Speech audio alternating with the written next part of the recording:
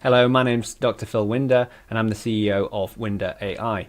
In this presentation, I'm going to talk about BI, business intelligence, analytics, and the use of LLMs to vibe your way to a business intelligence solution.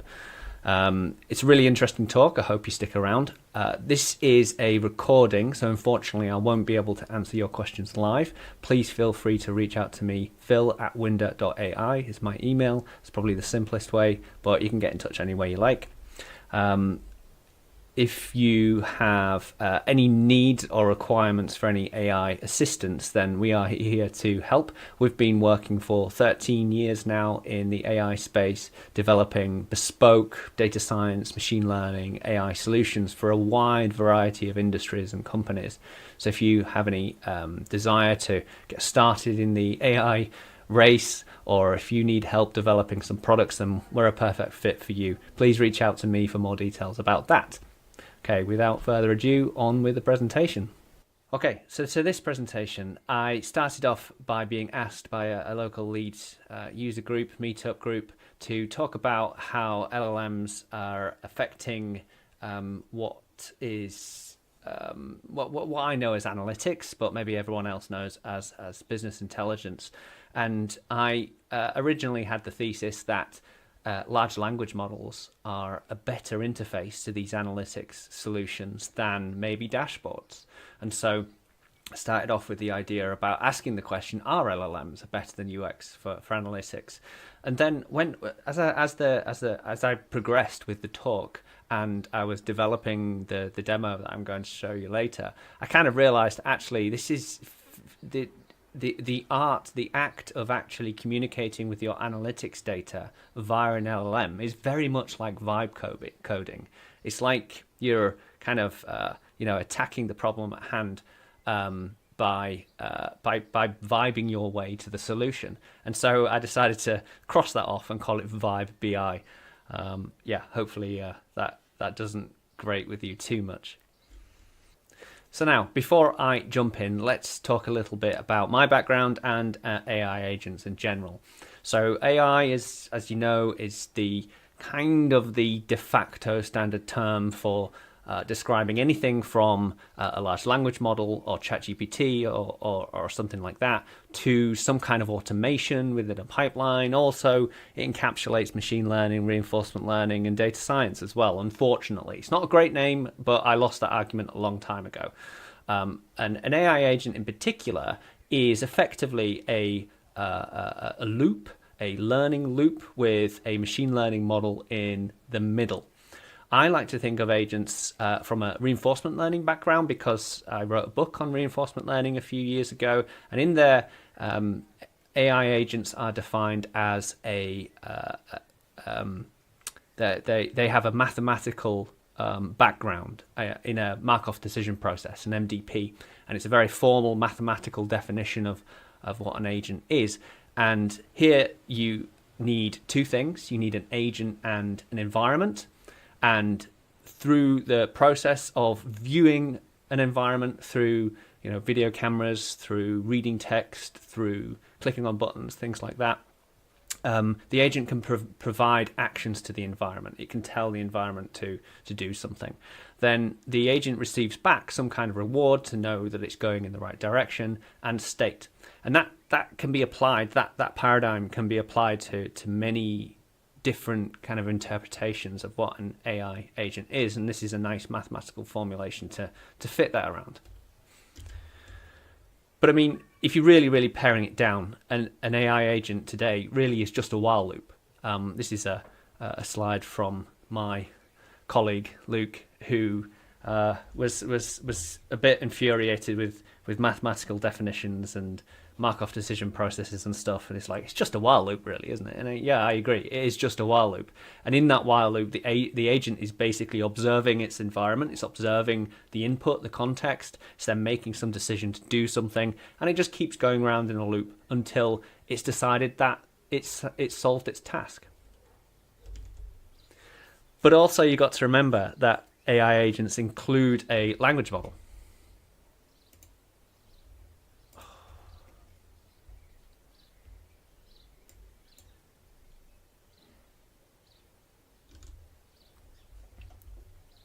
But also,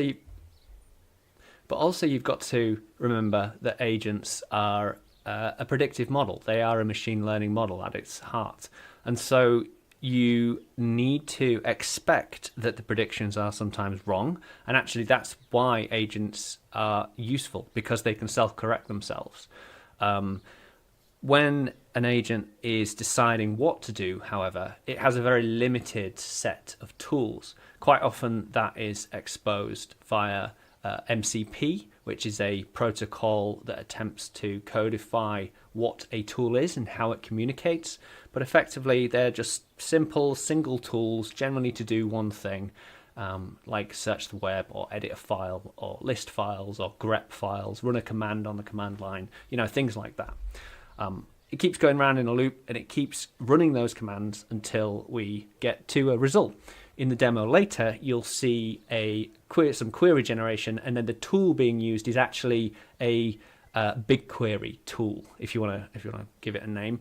And some SQL code is passed to this BigQuery tool. It runs the BigQuery query and then returns the result. Then the language model is able to interpret that result and return it back to the user. I mentioned a second ago, probably a bit early, that these are predictive models, and so they have a certain statistical characteristic. They don't work 100% all of the time. So I'm going to get that t-shirt printed. I would quite like to work. I only work 95% of the time. LLMs are the same. And the reason for that is that it has to do prediction. It has to predict whether something is actionable. It has to predict what it needs to pass to the functions. It needs to predict which function to call within a tool, because typically tools expose multiple different functions. And it also needs to predict the answer as well. It actually needs to provide you with the answer that you're looking for. So a large portion of the agentic loop, the while loop, is based upon predictions. And when you stack those statistical predictions together, when you stack the errors in those predictions together, you can quite often get quite unstable and uncertain results. The while loop helps because, like I said, it can kind of self-correct. So quite often what you see if you're using like a coding assistant, for example, the coding assistant will predict a function signature, a tool signature, which is incorrect, and the tool will go, error, you passed the wrong functions, and then it'll try again based upon the error message. So it's not the end of the world, but it is worth remembering. So let's look at a little bit of code as to what an agent looks like in real life. This is a highly stylized, simplified example of an agent. I picked a framework called Pydantic AI. It's made by the same people that make Pydantic, if you're familiar with that. It's just one of many different frameworks. A common question I get is, which framework should I use? Well, there's lots of different frameworks you could use, and in general, most people suggest once you get to a certain scale, it's actually worth not using any of them, because it adds a dependency that you don't really want or need. For your use case, it's quite often quite simple to develop the while loop, because it's literally just a while loop. So yeah, the recommendation is often develop. If you've got a project big enough, write your own. Avoid the dependency. Build it specifically for your needs and your use case. Just learn from and copy from some of the more common frameworks. But for demos, for toys, for POCs, for quick development, these frameworks are usually a pretty good idea because they allow you to do a lot in very little code. So here we've got a Pydantic AI definition of an agent at the top. You can see I'm connecting to OpenAI, and it has a system prompt, which they call instructions. So we've got the definition of the prompt here and also the model. We also have a definition of a tool. So I'm creating a tool now, and this is a very simple tool to add two numbers together. This is in Pydantic AI, they've tried to reuse a lot of the Python semantics in order to help make it easier and less verbose to be able to create tools. So the crucial element in this tool definition is the doc string, because the doc string is passed directly to the language model to decide whether it is actionable or not, whether the next step requires the use of this tool. So you need to effectively do prompt engineering and prompt development on the doc strings. Then we've got the main function, which is actually going to run my code, and a couple of different user requests. This is the interaction. And finally, the loop is all encoded and contained within this agent.run method. Okay. So let's take a little bit of a closer look at a real example. I've got a repository here that you can take a look at, github.com/winderai/analytics AI agent demo. Just leave that up there for a second, and in just a second I will show you my IDE with the code. So this is the first example that I'd like to show you. It's a replica of what you've just seen in the slides. We've already discussed what the code does, so I won't go through that again. But just before I get started, a little bit of background to this. I'm using the OpenAI model, and this class automatically attempts to import the OpenAI API key environmental variable in order to pass in the API key to be able to access the model. So you'll need to export that before you can use this. Then the next thing, I'm going to use a project called UV, which is a Python package manager to run the code, but you could easily use Python, just Python, then the main function, or you could use Poetry, you know, whatever you're using. UV is really, really nice though. It's really fast, really quick, really nicely encapsulates your Python project, so I definitely recommend it. So let's run this code. We already know what it's supposed to do. The user's asking hi, the AI assistant's saying hello, how can I assist you? Then the user's going to ask what is 2 plus 2 again, and the AI is going to answer that. And there we go.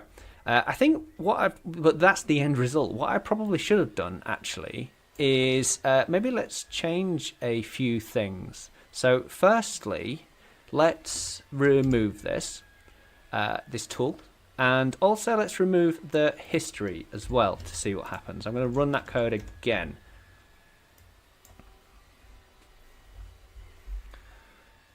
Okay, so firstly we can see a problem with the last message. Add 5 to that, as in the last response.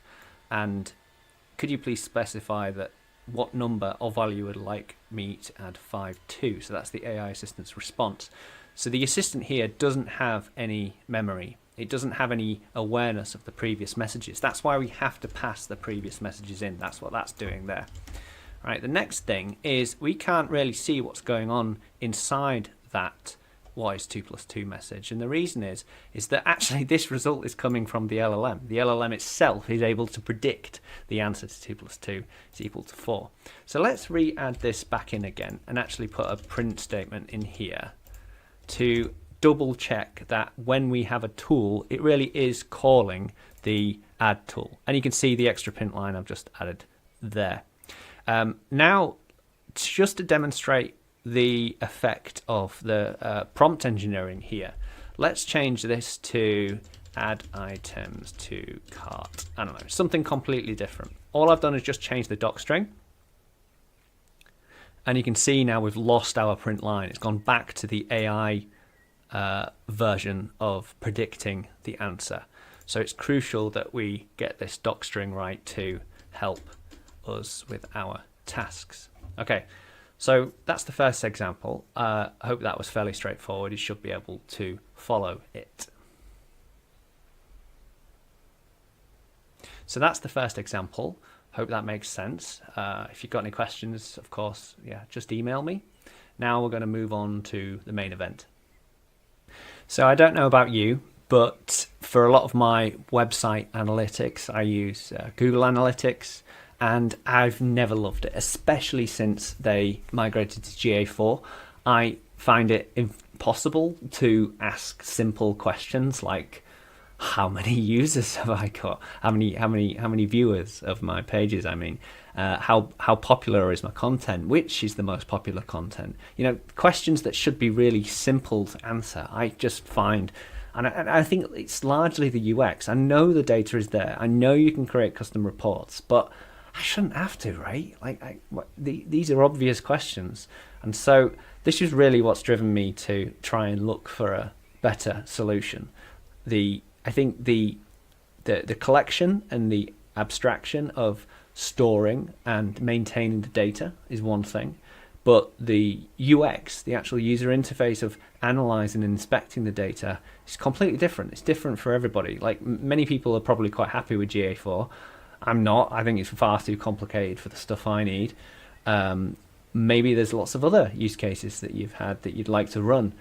Simple, maybe the marketing department wants to know what type of content is most useful on their website or something like that, but they can't ask those questions, and that's really holding businesses back. So I'm not saying that the LLMs are going to replace Google Analytics. They're not going to replace dashboards, of course not, but there may be use cases where it makes sense to give users more flexibility to do custom stuff, and that could be really valuable to the business. So let's take a look at a demo of this in action. So here's the next demo. I'm going to go through the code a little bit more because there's some new code here. So let's start with the main function and then work our way down. We've got a function here to run a query, where query is a user prompt for asking for some information. So I'm going to pass in some example analytics queries in natural language, and hopefully the result is going to be useful. It'll print the query, the answer, and some formatting as well. Again, we're just basically running the agent that we define with the query. So let's have a look at the agent. The agent itself is very similar. Again, it's an OpenAI model. I'm using a very small model here, 40 mini. This is a tiny model. You'll probably get better results with a better model like 03, something like that. We've got the system prompt before. Now, interestingly, this is the first bit of opinion that you can introduce into your agents. So in order for an LLM to predict an SQL query, then it needs to know about what it can access. It needs to know about table names, about column names. It needs to know about column formatting and the types of things that you might query for. And a well-trodden prompting technique is to include that information in the context. You're basically telling the agent what it needs to know in order to do its job. A couple of ways of doing that. You could create a tool for the agent to actually query things like list databases, list columns, list table schema, that kind of thing. But actually, because I'm working only on a single database here, and I think in many use cases you will be using in a single database, you might as well statically define that information because it doesn't change that often in the context of a single query. So obviously it might change over time, but you can just run a static SQL query to generate that. So that's what I'm doing here. I'm just passing in a query that will simply list out the schema of a particular table. It does that just before it runs every time, and it adds it to the system prompt so that the agent knows what it's doing. Okay, after we have the agent set up, then we need to start running the query, and so that's what we're doing here. We're running the query on that agent. The agent has a couple of tools. The first one I want to show you is Query BigQuery. This is probably the main one here. And the task, the ability that this gives the agent is the ability to query to BigQuery with an SQL statement. I have again gone through some fairly, simple and not that extensive, but I've done some prompt engineering to the doc string here to make it work better. I've told it to query a specific table in a specific way because the data in this table is is formulated as individual tables for each day, but BigQuery allows you to use this star like glob like pattern in order to select multiple tables over different days. I forgot to mention the data actually. So this is real data that you can use. I use this because obviously I don't want to use my private data.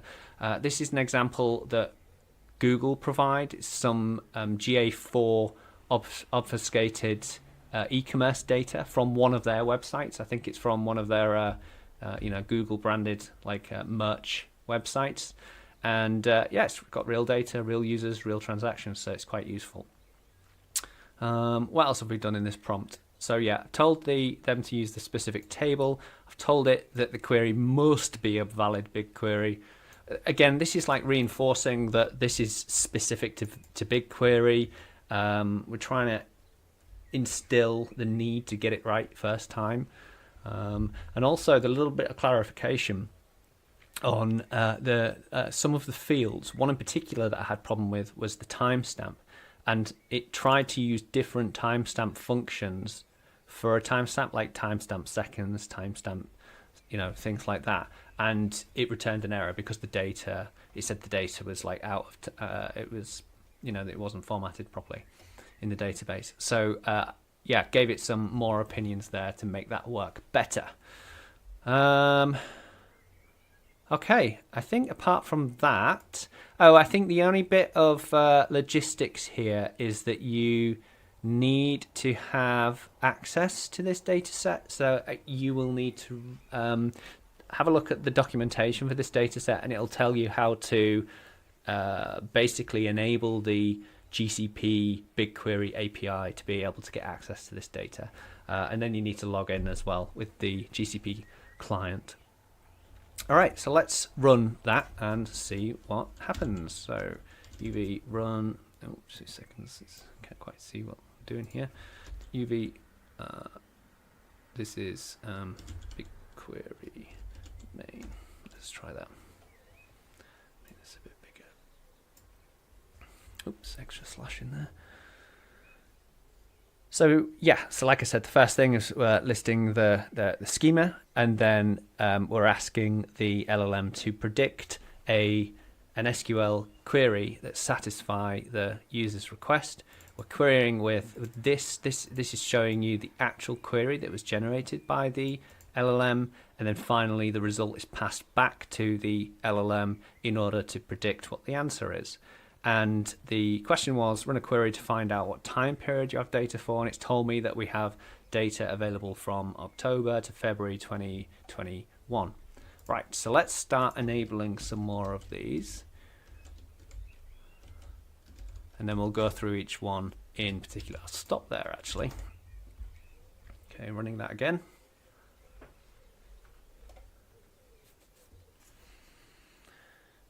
Just twiddle your fingers for a few minutes.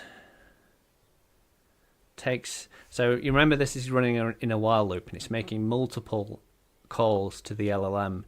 So you get an additional, like a summation of all the latencies involved there. So each request is taking, several hundred milliseconds, maybe up to a second, and so they all get added together. So you end up with a latency of maybe a few seconds, a couple of seconds. So in many use cases, that's probably okay, but it might not be in some use cases. So you do need to bear that in mind. So let's start going through the examples. So we've got interesting. So it's actually just given me a slightly different answer the second time I ran it. The first time it said October 31st, 2020. Now it's saying November 1st, 2020. Which is it? Interesting. Well, we could check into that if we wanted to. Next question is, what was the total revenue generated in November 2020? And so it's doing a query which is doing a select between dates, and then doing a bit of an aggregation over that. And it's calculated that total revenue was 144,000. And then the next is how many sales were made in that period, 2000. Okay, fairly straightforward. These are all simple kind of aggregations. A little bit more complicated now because it decided to do a group by query, which is quite cool. And then which month had the highest revenue? Oh, sorry, this was the group by. So this time it's querying all data and grouping by the month and then summing by the total revenue. And it's telling us that December had the highest revenue, 160,000. Next question, which traffic source provided the highest revenue overall? And it's saying that the highest revenue came from the source, traffic source, Google, which you probably expect since this is a Google merch site, Google e-commerce site. Now we're starting to get a little bit more complicated now. So stratify the revenue in December by traffic source. So segment the data by traffic source and then compare that to the data in November 2020. And so it's split out the different data sources for December. It's split out the data sources for November.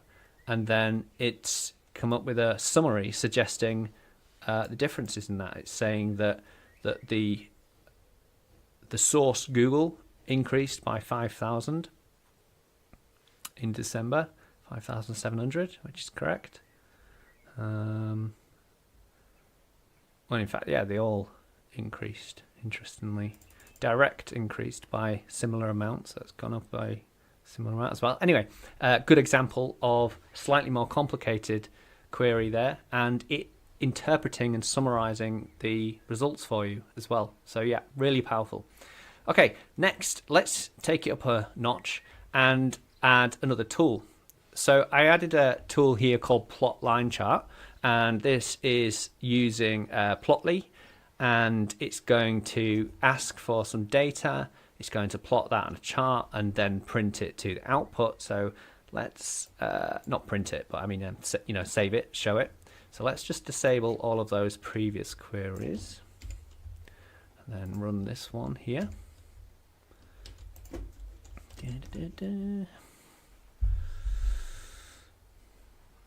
So it's running that same thing again. It's running the query again.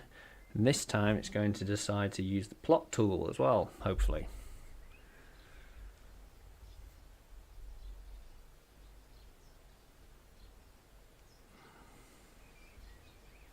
Come on, you can do it.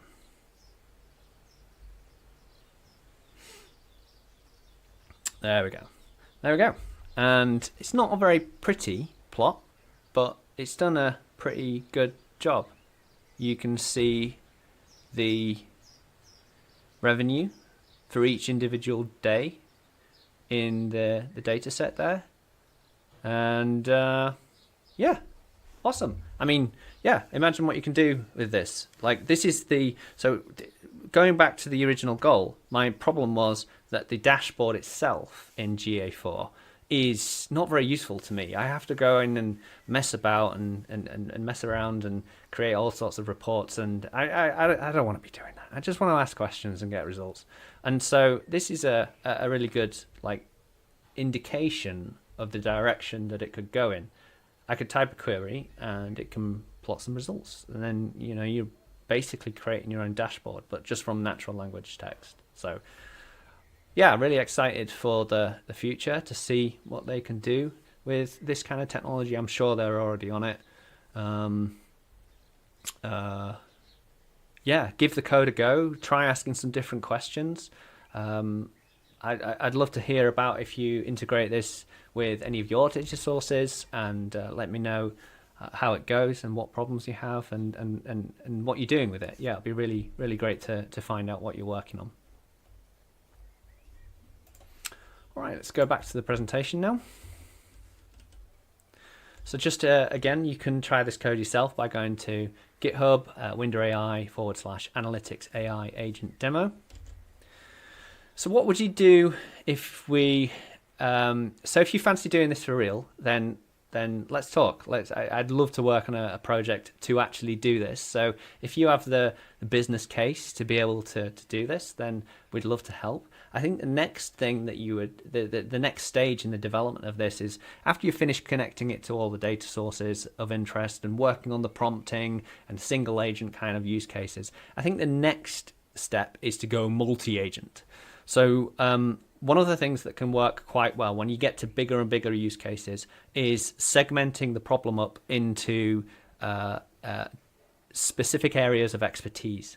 So you would have an agent that is specifically developed to be an expert business analyst or an expert data engineer or so on and so forth. And then you connect them together through a supervisory agent. And that actually, you can do that manually. You could do that yourself. You could be the supervisory agent. But also you can add another agent to do that job as well. And those would all have their own unique skills, their own unique tools to be able to use to do their job. And that's just a way of basically scaling, modularizing a large development project. Just want to have a couple of shout outs now. First is to the Winder AI newsletter. You can learn more about what we're doing and also sign up to notifications about the future webinars and lots of other articles we've got on our website. So just go to Winder AI to find that. It's at the bottom of the page. And then a couple of things that we're currently working on. So one of my other businesses, I'm co-founder of Helix ML, and this is an on-premise private secure LLM platform. We have very deep integration with tool calling. We're about to do a big release to introduce agents, a more agentic platform. So watch out for that, but don't tell anyone yet. Actually, I think by the time this video goes out, I think it will already have been released. So definitely check that out. If you're looking for something that's more commercially ready for businesses to use straight away, if you're not a developer, definitely check out Helix.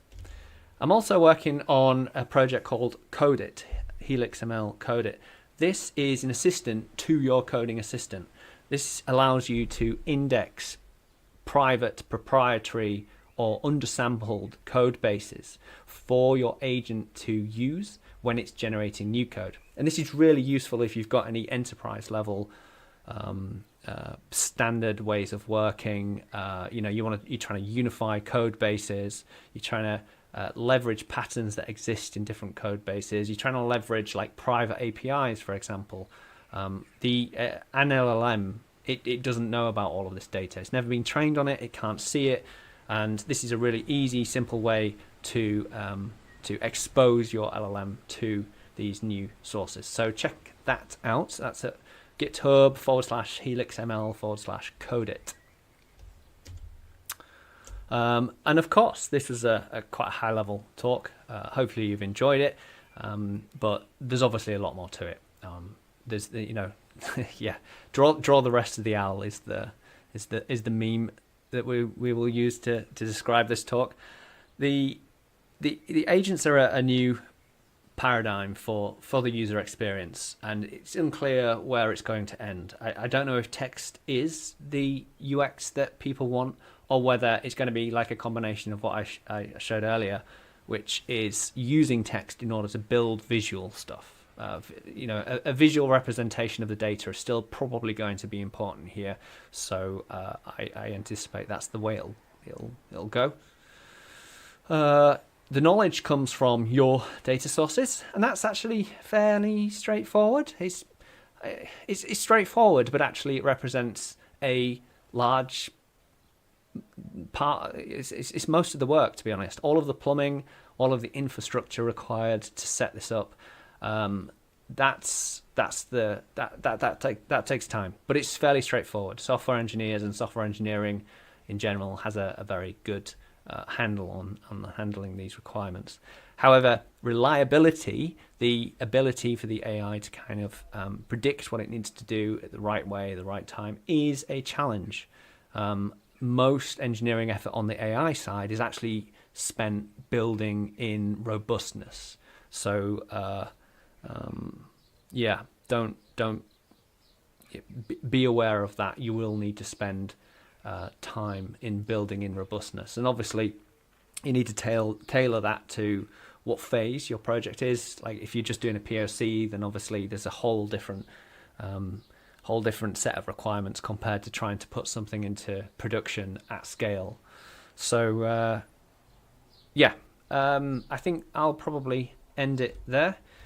My name's Phil Winder, and you can contact me over any of these mediums. And hope you enjoyed the talk. I'd love to hear any feedback you've got on the talk, or any questions or anything like that. Please reach out to me, and I will see you next time. Thanks a lot. Bye-bye.